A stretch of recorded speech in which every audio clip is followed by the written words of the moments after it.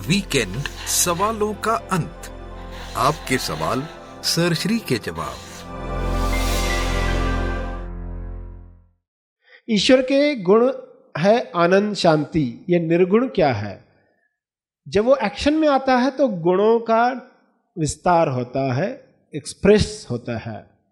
मगर निर्गुण क्या है? यानी वह अवस्था जब वो आराम में था तो वहां किसी गुण की भी बात नहीं थी, कोई एक्शन भी नहीं थी तो किसी गुण की भी बात नहीं थी, तो उसको निर्गुण की अवस्था कहा गया है। गुणातीत भक्ति किसे कहते हैं? गुणातीत भक्ति यानी जब हम गुणों को याद करके भक्ति नहीं बढ़ाते हैं। शुरू में तो गुण याद करके ही हम भक्ति बढ़ाते ना, कि ईश्वर ऐसा है, तो वो सोच सोच कर ही हमारी भक्ति बढ़ती है। मगर जैसे जैसे भक्ति में हम पकते हैं, बेशर्त भक्ति बनती है, जब अटूट विश्वास जब बनता है, तो फिर गुण है या नहीं है उससे हमारी भक्ति में फर्क नहीं पड़ता, क्योंकि हम अभी ईश्वर को जान गए हैं। जान लेने के बाद फिर हमारी भक्ति में फर्क नहीं पड़ता। जब तक हमने जाना नहीं है तब तक गुण हमें मदद करते हैं, यानी बाहर की बातें अभी हमें मोटिवेट नहीं करती। वही कारण नहीं है कि हम भक्ति करें, क्योंकि अभी हम असलियत जान रहे हैं, उसके द्वारा हम अपने आप को जान रहे हैं। अब हमारा अनुभव बता रहा है।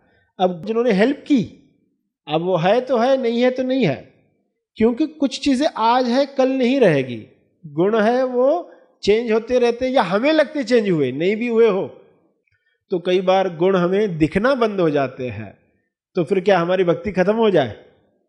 तो गुणातीत भक्ति है जो वो बेशर्त होती है, वो खत्म नहीं होती। गुणों वाली भक्ति गुण बदलते ही खत्म हो सकती है। तो इसलिए फिर कहा जाता है कि गुणातीत भक्ति की तरफ जाना, दिव्य भक्ति की तरफ जाना है। शुरुआत तो गुण वाली भक्ति से होती है, उसके पहले तो बिजनेस भक्ति चलती है, प्रायश्चित भक्ति चलती है, मगर धीरे धीरे फिर दिव्य भक्ति में, हम तेज भक्ति में, जहां भक्ति का असली अर्थ हमें समझ में आता है।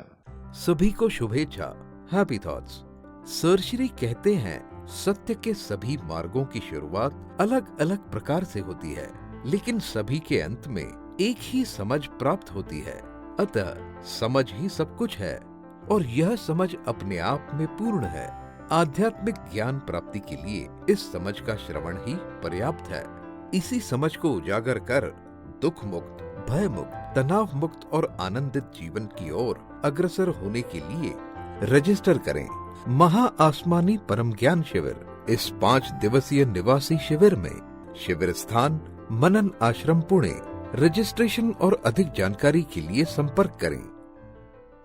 इस वीडियो को लाइक और शेयर जरूर करें। साथ ही अपने अभिप्राय हमें कमेंट करके जरूर बताएं।